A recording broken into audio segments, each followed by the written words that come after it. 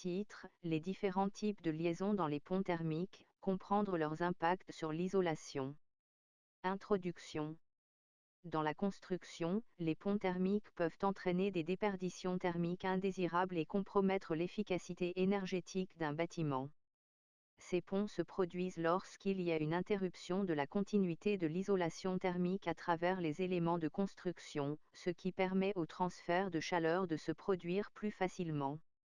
Dans cet article, nous allons explorer les différents types de liaisons dans les ponts thermiques, comprendre comment ils se forment et discuter de leurs impacts sur l'isolation thermique d'un bâtiment. Liaisons linéaires. Les liaisons linéaires sont les types les plus courants de ponts thermiques et se produisent là où deux éléments de construction se rencontrent. Ils peuvent être classés en plusieurs catégories. Ponts thermiques en toiture, ils se produisent au point de rencontre entre les murs extérieurs et la toiture, où l'isolation est souvent interrompue par des chevrons, des solives ou des poutres. Ponts thermiques en plancher, ces ponts se forment là où les dalles de plancher rencontrent les murs, les poutres ou les colonnes, entraînant une perte d'isolation thermique. Ponts thermiques en façade, ils se produisent aux jonctions entre les murs extérieurs et les murs intérieurs, où l'isolation peut être interrompue par des coins, des arêtes ou des linteaux. Ponts thermiques aux ouvertures, les fenêtres, les portes et autres ouvertures nécessitent une attention particulière, car ils peuvent créer des ponts thermiques importants autour des cadres et des seuils. Liaisons ponctuelles.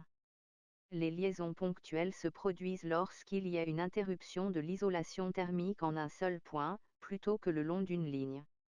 Ils peuvent inclure fixation structurelle, les attaches métalliques, les fixations et les éléments de support peuvent créer des ponts thermiques ponctuels en transmettant la chaleur à travers l'isolation. Canalisations et conduits, les canalisations et les conduits qui traversent des surfaces isolées peuvent constituer des ponts thermiques si leur isolation est insuffisante ou s'ils sont mal installés. Interrupteurs et prises électriques, les interrupteurs et les prises électriques encastrées dans les murs peuvent créer des ponts thermiques si les boîtiers ne sont pas correctement isolés. Liaison de fenêtres, les joints entre les cadres de fenêtres et les murs peuvent également causer des ponts thermiques ponctuels s'ils ne sont pas correctement scellés et isolés. Impact sur l'isolation thermique. Les ponts thermiques peuvent avoir plusieurs conséquences négatives sur l'isolation thermique d'un bâtiment.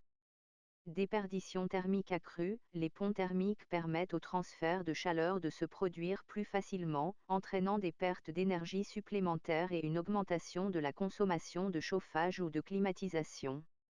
Risque de condensation, les ponts thermiques peuvent entraîner des différences de température à la surface des matériaux, favorisant ainsi la condensation et la formation de moisissures, ce qui peut affecter la qualité de l'air intérieur et la durabilité des matériaux.